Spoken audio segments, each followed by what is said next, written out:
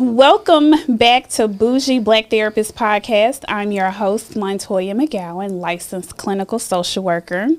We talk about all things entrepreneurship and boundaries in entrepreneurship. Today, I have I always say a special guest, but she is definitely a special guest. One of my favorite chefs in the whole wide world, Chef Tam. Chef Tam in the building. First of all, thank you for taking time out of your schedule. Absolutely. Anything for you. We were supposed to do this in Ghana 2 weeks ago. We were.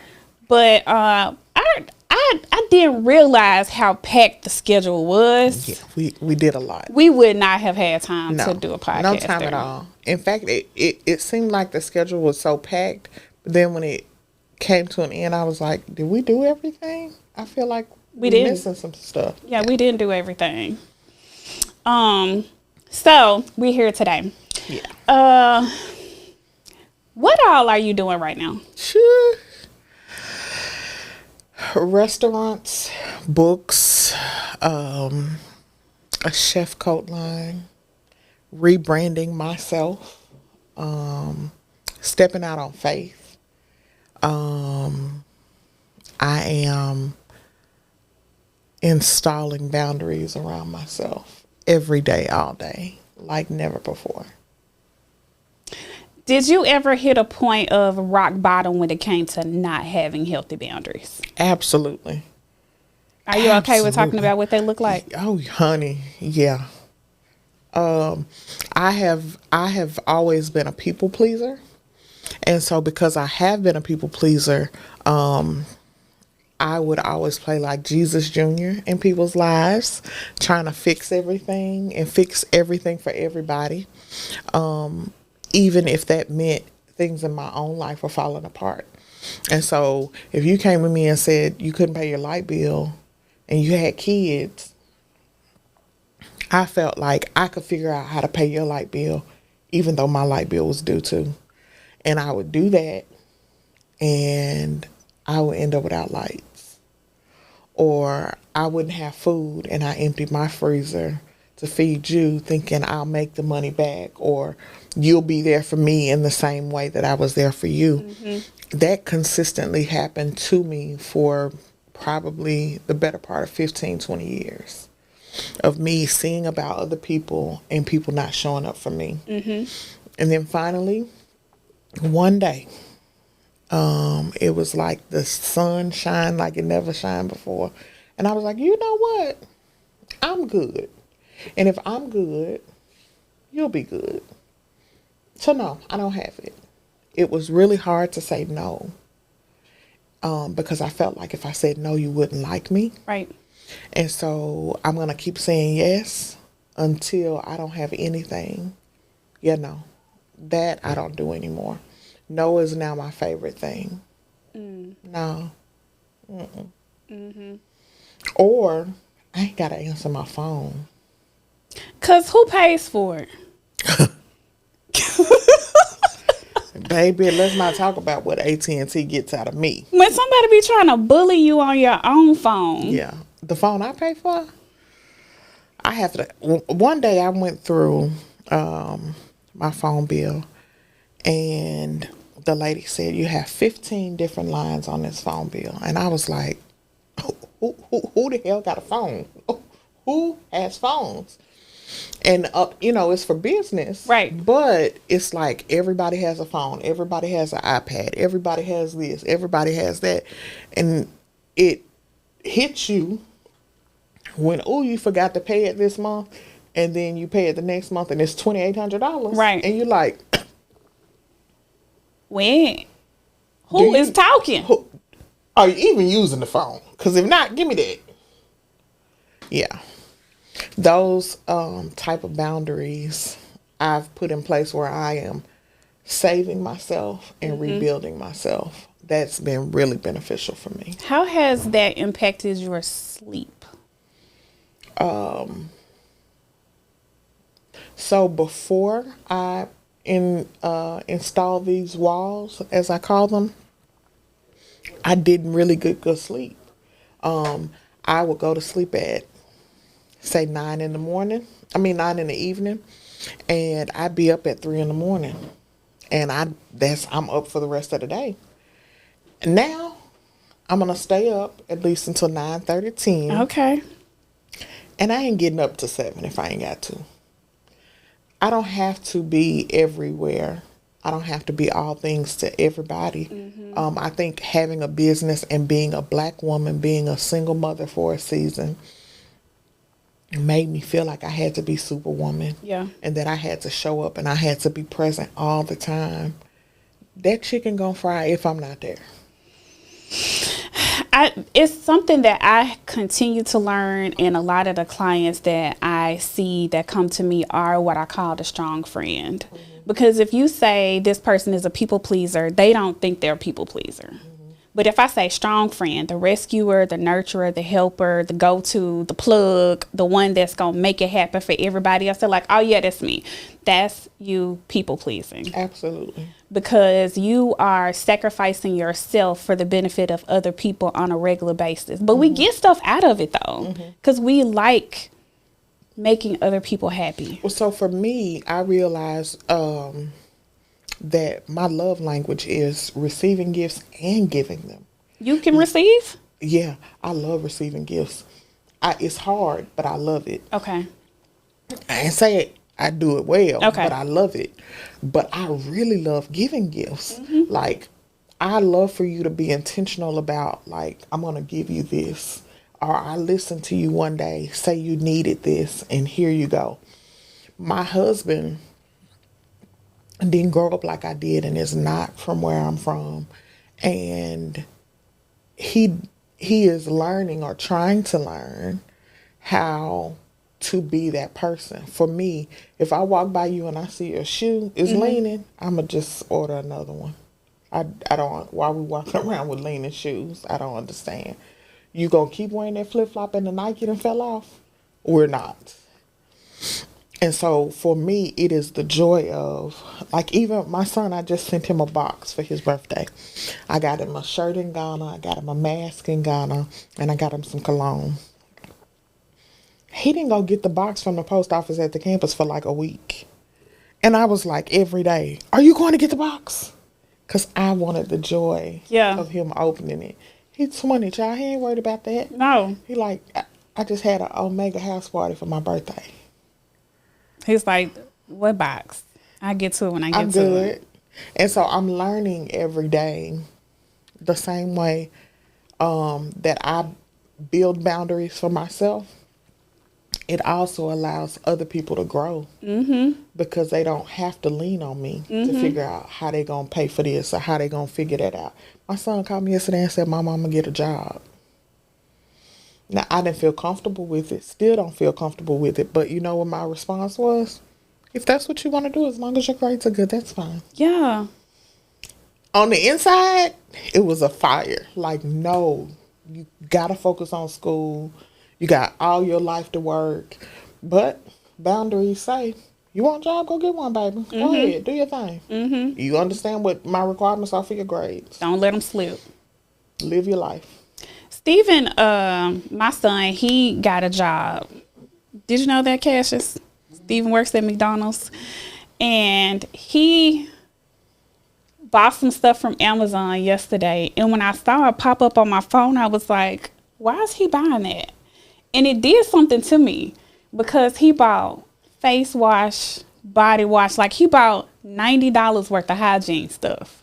And I'm thinking, I do that. That's my job. Oh. Why are you taking that from me? You could have just told me you needed it or just put it in the basket and I could pay for it. And I was like, Steve, what's going on? He said, oh, it's just stuff that I wanted. I want to be able to pay for it. Okay. So he's in high school. My son's in college. And when he does this whole I'm grown thing, it feels away. Because it's true. It really, I mean, you are grown. You a whole 20. But you low-key grown. I don't know. And I think it's different with boys. Yeah. You probably wouldn't have felt that way if Chelsea When would have bought Chelsea some did body it, wash. I You'd was be like, proud of her. Go ahead, girl. Yeah. What is that about, though? I think it's about, for me, I run into a lot of men who don't get touched. Like, nobody touches them. Nobody gives them a hug. They're not told that they're a good person. They're not told how nice they look. They're not told they smell good. Like, it's a lot of men out there who have not been validated on a regular basis. I have some clients that come in and I'll say, when was the last time you had a hug or somebody touched you just because they care about you? 3-4 weeks, 2 months, 3 months. Because people assume that they don't need those things. So is it people assuming, or is that what they actually put out there? It could be both. Okay. Probably a combination of stuff. Right. But I have a soft spot for men who are doing the things that they feel like they should be doing. And I don't know if that has kind of like maybe caused me to be a more, I don't want to say sucker, but it might be what it is, friend. Let me tell you, because for Dorian, like today I sent him some money and he said, Mama, did you mean to send me that? I said, yeah. He was like, did you see how much it was? I said, yeah. You meant to send me that? Yeah. Boy, you just sent me grades that are all A's. Mm-hmm. And you are in the out partyingest frat ever. And all A's. And all A's. You can get whatever you want. I might be slow giving it to you, but you can get whatever you want. Even when he was pledging, same. His grades didn't drop when he was pledging. Wow. And that's commendable. A bloody chapter, and his grades didn't drop.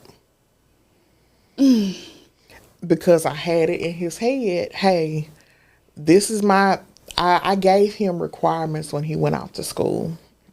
Even before he went to school, this was a boundary that I said, if you want to go to a PWI, that education is on you, because I'm not paying for it. But if you go to any HBCU, you'll never have a dime of debt. And I've kept that word. He's in his 3rd year of school. And when I had to pay them fees, I was like, maybe I should let him go to a PWI. Because he wouldn't have pledged. He probably wouldn't have pledged. But he has done so well. Now, for me, the hardest thing with boundaries and being a parent is letting him grow up. Yeah. It's really difficult for me to hear that my son is like in Birmingham and in Jackson and in Mobile. And Like, but why you didn't ask me for permission and you didn't tell me. Wait. So did you didn't, have you got an oil change? Did you pay your car insurance? Have you, yeah. No. Yeah, I struggle with that too. I like to remind people that boundaries are desires and expectations. Boundaries are the rules of engagement. And oftentimes we have to be willing and mindful to update our rules of engagement. Not just with other people, but sometimes with ourselves too. Good. Yeah, you gotta update How it. often do you update though? Because that is amazing. Ooh, that's so deep. That's rich. Let me update my boundaries. Because it depends on what season you're evolve, you require different things. And sometimes our stress comes from trying to operate in boundaries that no longer serve us. Oh my. So as we parent, our boundaries change. Plate over there? Cash out me, throw that in a palm circle. I'm like, whoa. Yeah. That's big. Yeah. Being intentional with yourself. So if I am operating on yesterday's boundaries and it's a new day and I require something different, I'm adding stress, frustration, irritation to myself and the people that are doing life with me. And the people that you have imaginary contracts with. So we think imaginary what? Contracts. Oh. You should know. You've been around me for 12 years. Why you don't know that? We're not the same as we were before we went to Ghana. So your boundaries have changed in some ways because some things are no longer really a priority or important to you. Let me tell you, before we went to Ghana, Toya, I was like, you know what, God? You can have these restaurants. I'm tired. I'm frustrated. I'm irritated. I don't care that I earned $2 million last year. This is a lot of weight. People don't even expect for you, like they can't even fathom the amount of weight is on your shoulders when you earn that kind of money or you have other people's income in your hands, that you got to make sure these people get paid. You got to make sure this is paid, that's paid. All of these things, I literally was like, if they close down, I'm okay with it, God. That's literally what I said before we went to Ghana. And I literally said to Teresa, the manager at the restaurant, was like, I would like to have a job to come back to when we come back. And I said to her, if it burned down, it burned down. And she was like, what? I'm going to tell you when it shifted for me. To piggyback off you saying we're not the same as before we went to Ghana. When we were walking down to the last bath, and he said, Kofi said, I can't tell you to keep going. I can't tell you to keep being strong. I can't tell you not to give up. But right now, you ought to feel something at your back telling you to keep going. And when he said it, like Reese was already crying. Everybody, I heard the other people kind of sniffling. But when he said that, it was like, wait a minute. These people didn't have an opportunity to give up.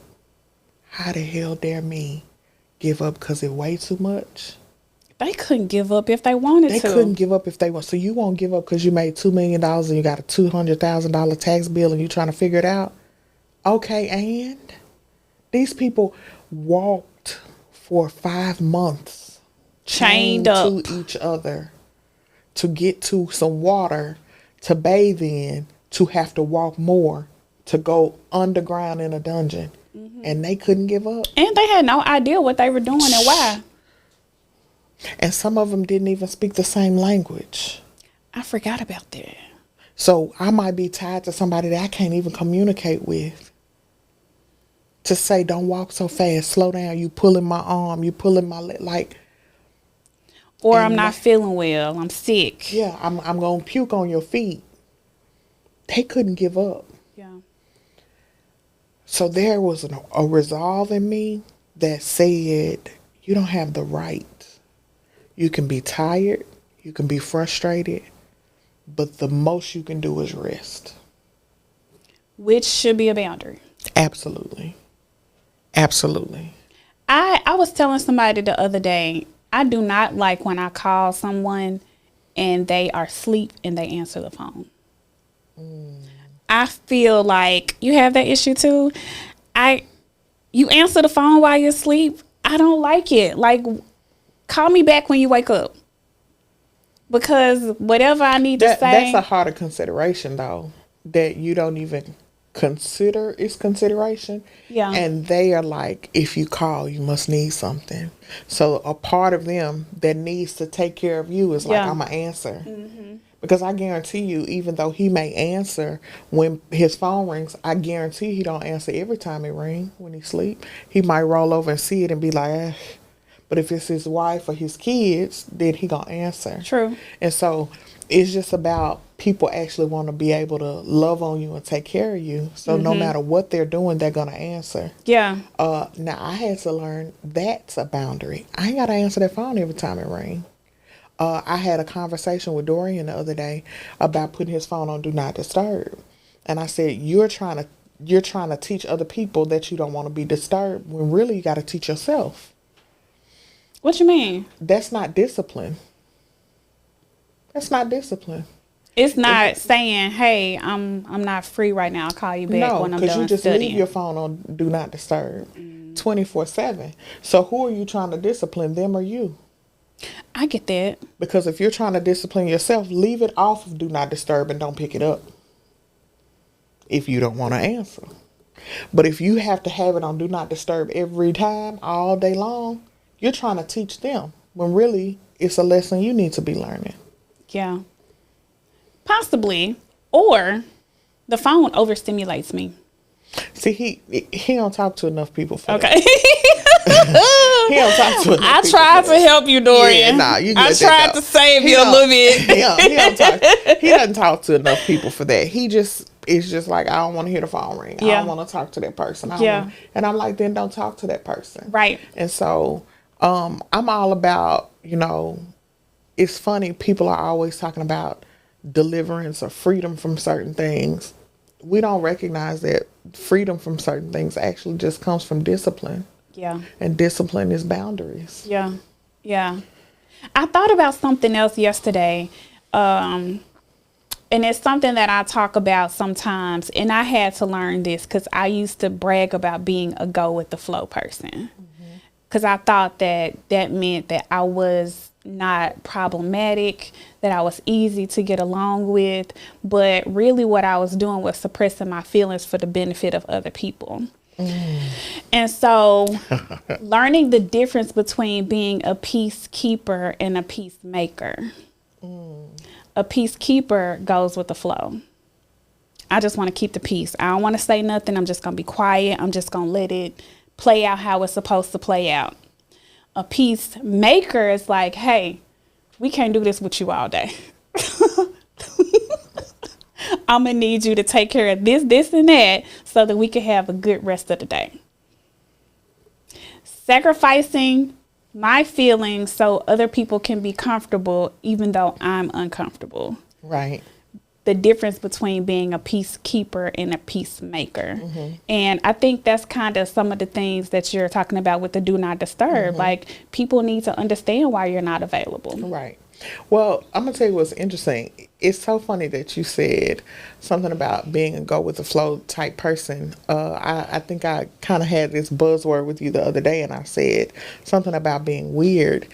And it's so funny because I feel like I'm always over opinionated, or I've got to be heard, or you're not going to shush me, or that's not right, or whatever the case may be. And really, you have been teaching me a whole lot about, speak up for yourself. It's curiosity. Because what's going to happen is your chest going to tighten up. Your back going to hurt. You're going to be irritated. You're going to be mad when you could have just spoke up for yourself. Because there's more room out than in. And I'm learning that every day. And our body holds trauma. Our body traps trauma. Our body keeps trauma in.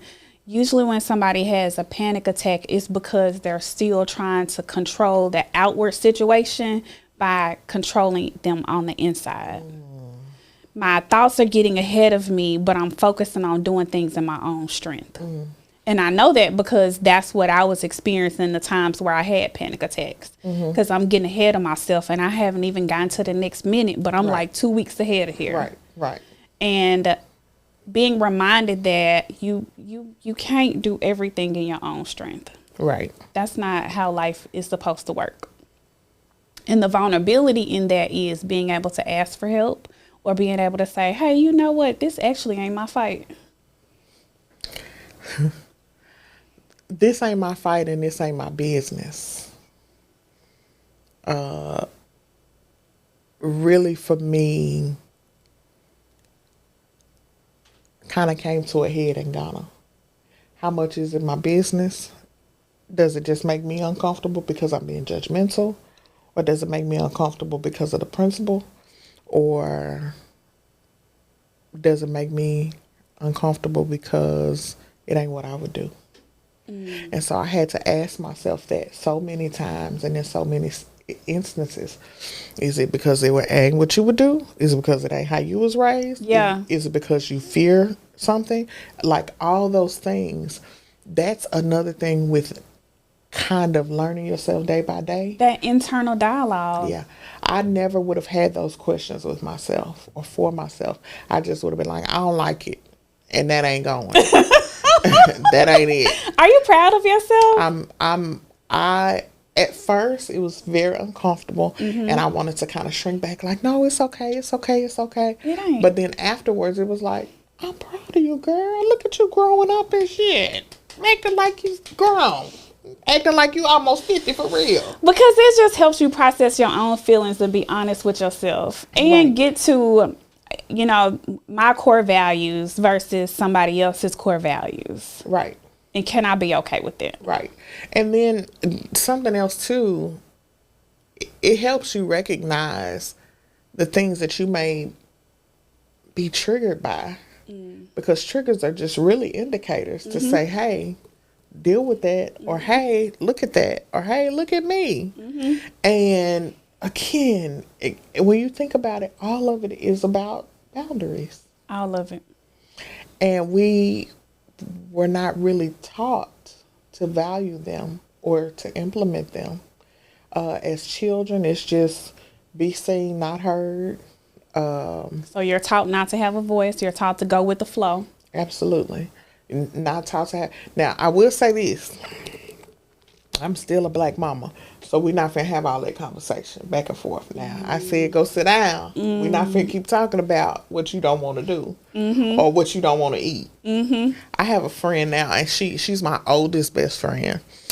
We can talk about it now because our kids are big. But honey, I would be on the phone with her and she'd be like, what donut you want? Girl, if you don't get the kids a glazed donut, get up at the donut shop. They two, get them a donut. Which one you want? No, they two. They can find out what they want when they 10. Having kids forced me to work through my indecisiveness. Really? Because I struggle with making decisions, and so I'd want these little people to, which donut do you want? Because I don't want to give you one that you don't want. Oh, no. Let me tell you something. Dorian was probably 10 or 12 before I let him make a decision at a restaurant. We're not finna go through this because you're going to pick fries and chicken nuggets. Every time. Every time. And you need a vegetable. And so now I see the product of that, and it's like, hey, I'm going to Instacart you some groceries. Mama, don't forget my peas. Funny, because I ain't eating a pea. I hate peas. And he wants me to Instacart him some peas and some green beans. I like Dorian. So that it's like, no, me, I understand better the structure that my parents instilled in us. And so people laugh. Like, I literally was telling somebody just maybe 2 days ago, I never made a sandwich in my father's house. Never cooked one time. I'm almost 50 years old.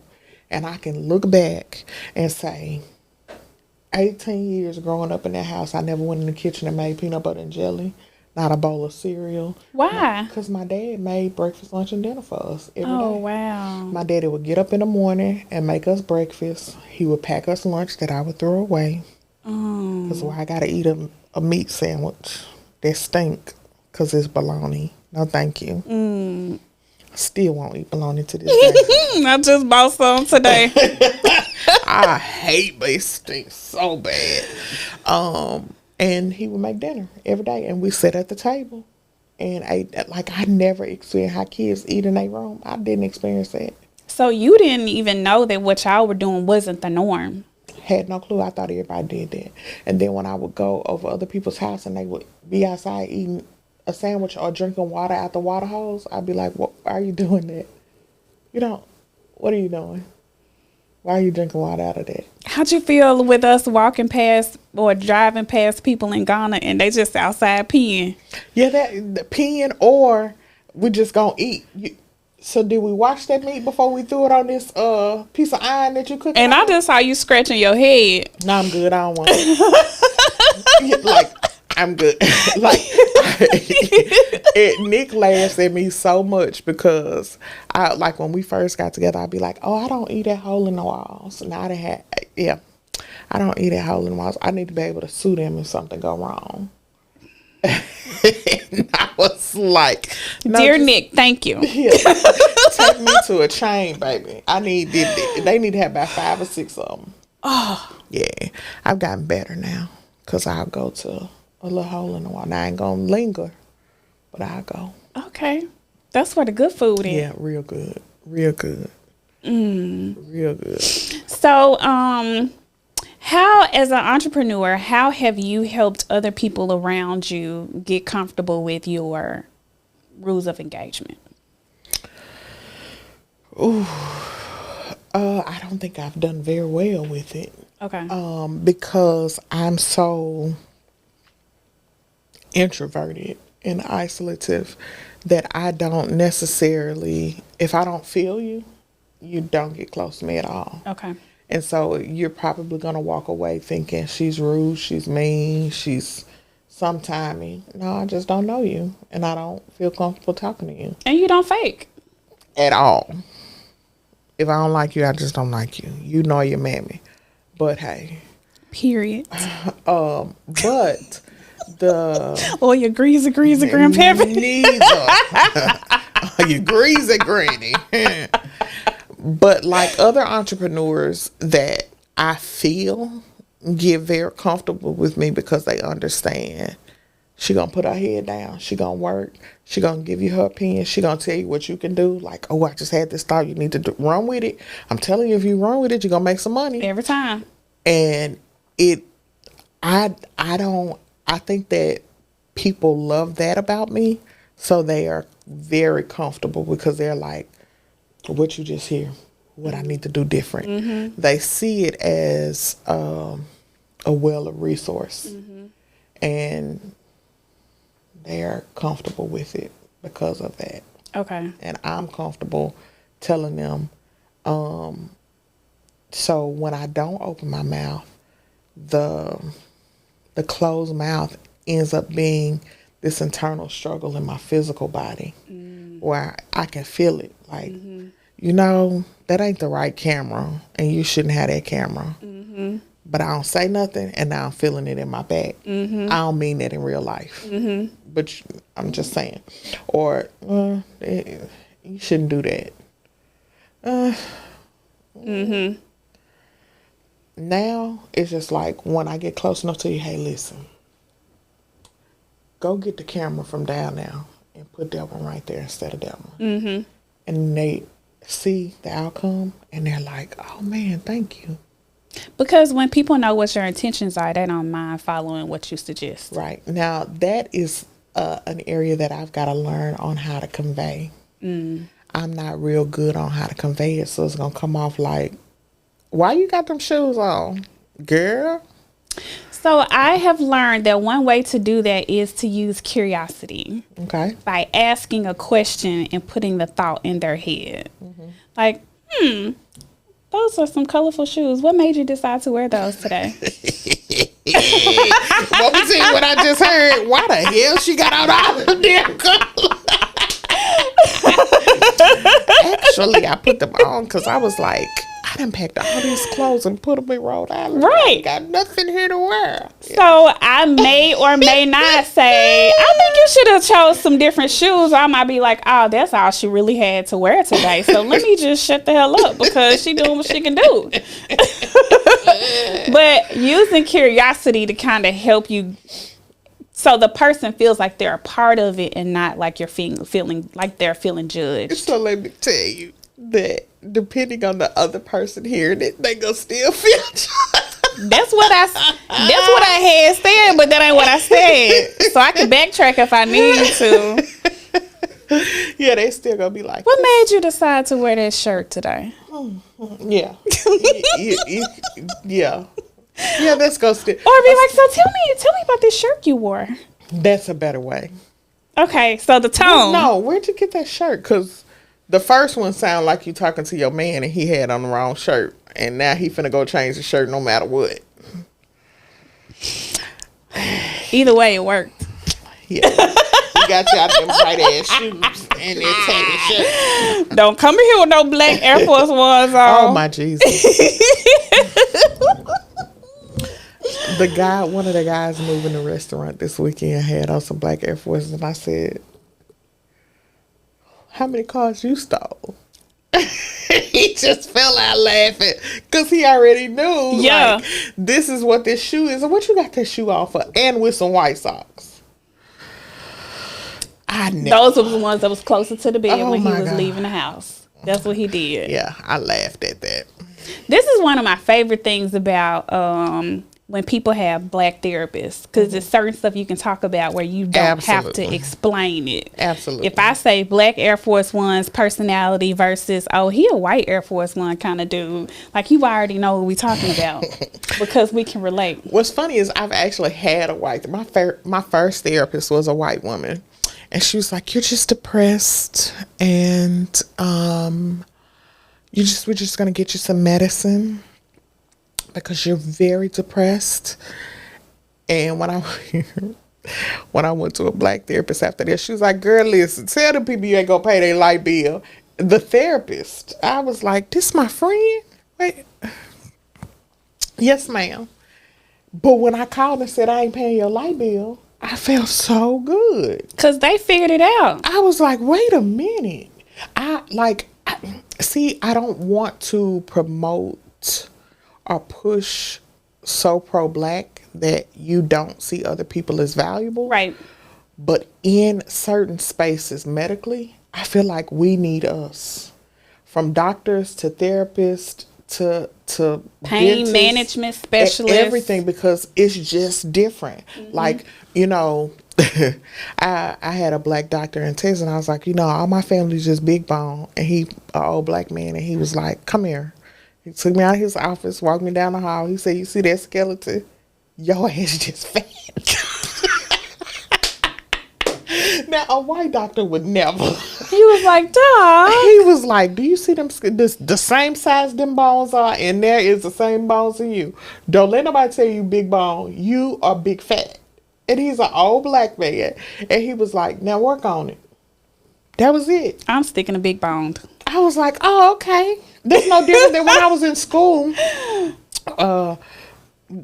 Coach Gales was our English teacher, and Coach Gales would say, if you come in my class and say fentanyl, I'm going to put you out, because that's not a proper word. And so, a whole black man, Coach Gales, I'm finna go to my math class. You must didn't hear me. You damn fool. My white teachers would have never. And I understood that he really wants me to present myself well. Right. In front of these white people that are going to judge me. Because you're getting ready to, not finna. Yeah, I'm about to go to my math class. Now, finna. And I understood it because that's how my parents would have said it to me. Like, you don't talk like that. You don't do that. So I think that, like, honestly, having a black therapist makes me feel comfortable and makes me feel at home and makes me feel like I have a space where I can bare my soul and the person understands me. They don't have to, man, she said this and I wonder what that means. No, they just know. Yeah. Yeah. If I show you a picture of Jada, you already know what that means. The end. If I show you a picture of Will walking toward the stage, you already know. She finna slap somebody. Like, and so it's just beautiful to see. One, is great for us to embrace therapy. Yeah. Because before now, it was something frowned upon. And so to be in a space where we're just like, we're about our mental health, we're about our physical health, we're about our financial health in ways that our parents could never. And they all go together. Absolutely. They all go together. The mental part affects everything else. Absolutely.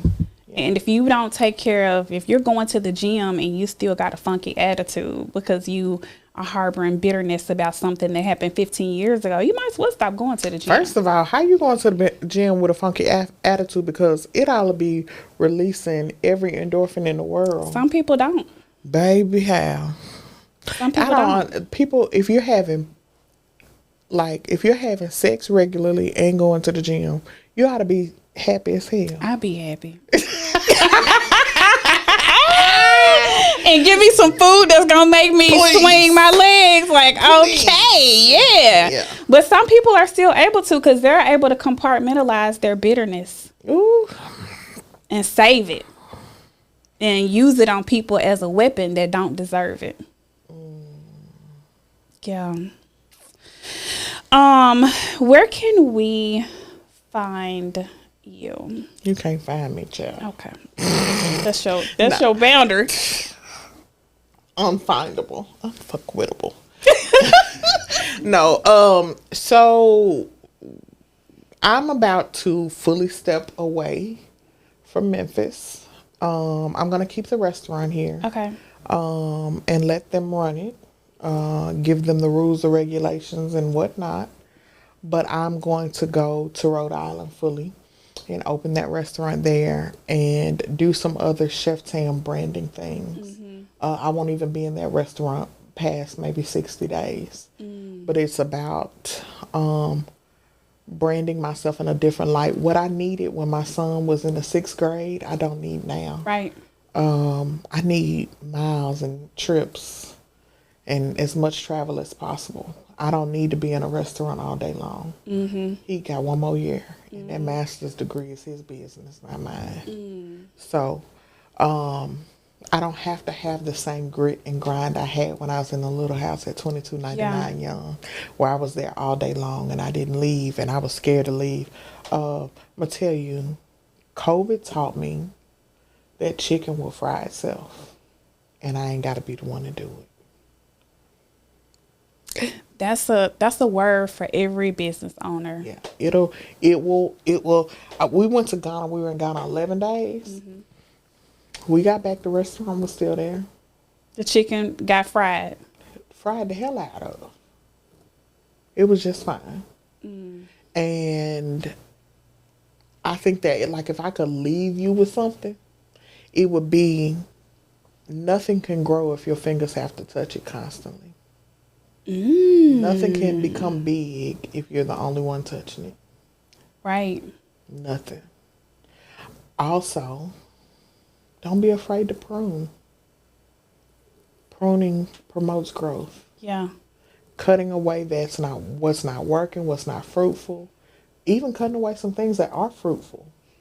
Just because you can don't mean you should. Just because you can don't mean you should. You know, okay, and then I'm gonna let you go after this. When we went to the botanical garden, my favorite part about that, well, no, because we went to the waterfall later that day.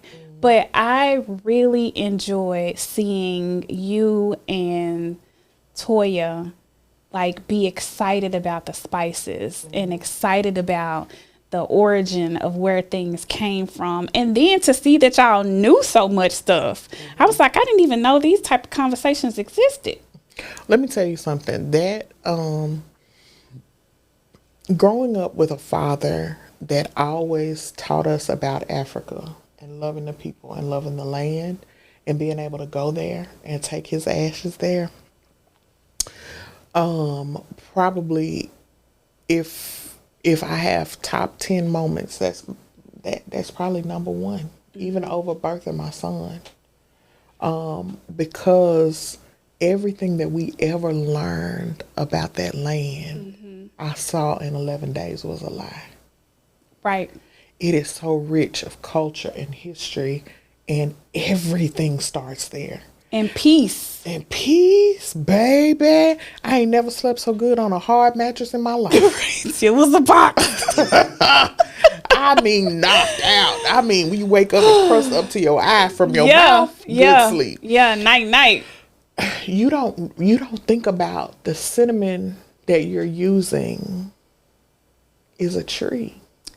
I did not know that. You don't think that the nutmeg that your grandma putting in that peach cobbler is the fruit of a tree.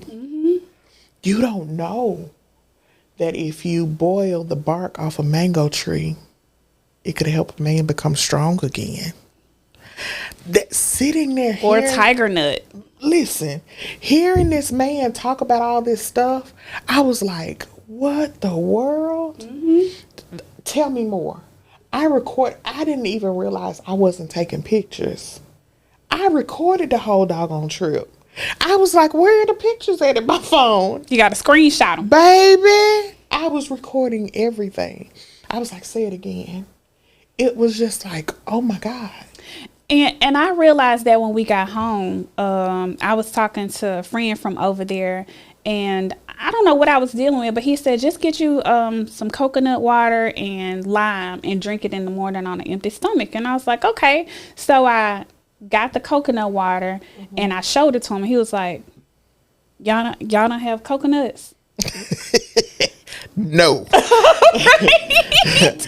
He said, I never saw coconut water in a can. Why y'all have that? And then I'm taking vitamins. He was like, why can't you just go and get some?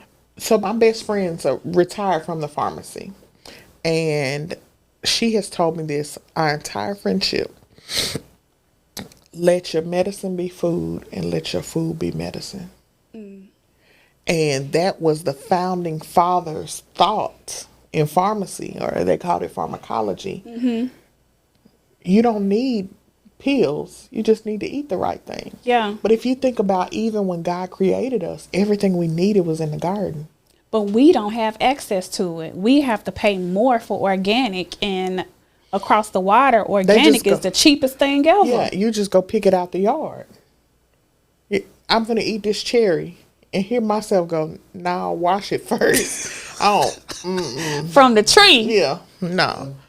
And we don't recognize how much of that stuff is really like what we ought to be ingesting anyway. So people trending for being vegan over there is just their everyday quality of life. If you get some meat, it's just extra. Yeah, and not just extra, but I'm not going to eat that kind of meat because that's not good for me. And I know it's not. And over here, we just like, especially in Memphis, throw them ribs on that grill. But some of that is, I heard that soul food came from us taking the scraps. Absolutely. They never experienced that. So they don't eat scraps. They don't eat neck bones and turkey necks and stuff like that. Well, no, they do. They do? Okay. Yeah. Some of them just don't know about it. Yeah, no, they do. But they eat it on purpose and not because it was forced and that was the only thing. So to them, they don't look at it as a scrap. They eat, that's no different than Jamaicans. They eat chicken feet still to right now. Yeah, I know some country people do that. Right now. And it don't have nothing to do with slavery. They just eat chicken foot stew. Right now. Yeah, no, not me. Yeah, no. Not ever. Not an ear, not a tail, not a neck, none of that. I'm not even eating a turkey neck. Not I said the cat. But I would eat some red. Oh, I'm going to make it. So thank you for posting that recipe. Yeah, I was like, I sent out a recipe. Did you get it? Yeah. Yeah.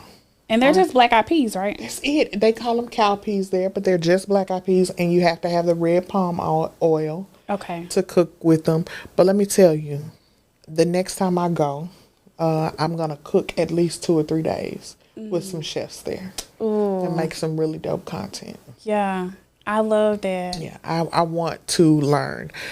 There is so much, I feel like we've just been neglected and not taught. If I hate when people say this on social media, if heaven had Facebook, I would tell my daddy he was right. Like, it is really the most beautiful land in the world. Yeah. And it's so rich. Oh my God, it's so much potential. Yeah. Thank you. I'm glad we got to experience that together. Let me tell you, when I say I can't wait to go back, I'm in my head like, I think I'm going to just buy some land. Now, now I'm going to say this and I'll leave you alone. I thought I was going to get over there and be like, I ain't ever coming back to America. And everybody around me thought I was going to say that because they knew how much I wanted to go. I got over there and was like, no. I mean, I don't want to stay. I want to come as often as possible, but I don't want to stay. I'm good. I want some air all the time. Yeah. And I want paved roads all the time. And I want my soda without 100% sugar. Give me high fructose corn syrup, please. Yes, and I want water every day. Yeah, I want water every day. And, I want water every day, all day. And I want it to be real strong when it come out of the faucet. Not drip, and we like this. I don't want that. Because where we were told that, like, we woke up one morning without water, and they said that sometimes the city will shut the water off for 2 or 3 days. So you have to have a backup pump or a treated borehole for water if you needed it. So some people don't have that luxury. Yeah, no. I'll come back as often as possible. Yeah. Now, I will say this. Our Airbnb was absolutely stunning. It was everything marble, everything glass. It was beautiful. Just, gorgeous. But I think that it's one of those where I want to go as often as I can and go accept the peace there and just step away from the world as I know it. But yeah, I ain't gotta live there. No, I don't want to. I thought I really was anticipating dropping $4,000 or $5,000 on a piece of land while I was there, and then I got there and was like, "Yeah, no, I'm good." When the plane take Vacation off, home. yeah, that's it, and maybe not even that. Well, thank you so much for sharing some of your time. Absolutely, and thank your you for having me. entrepreneurial spirit and serialpreneur. Gardener, fashion designer, recovering Jesus Jr. Yeah. Sometimes I slip still. Hey, we all do. We all do, because some of it is a part of your personality. Some of it is a part of who you are. And God uses us to be a blessing to other people. Absolutely. So thank you for tuning in to Bougie Black Therapist podcast with our host, Chef Tam. You're the host. I'm the guest. Yeah, that's what I meant. Thank y'all. I'm like, what's my name again? I'm Chef Tam. I'm Chef Tam, and this is Montoyia. Yeah. Thanks for coming. Okay, well, thank you guys so much for having me, and go be great. Thank you. Yeah.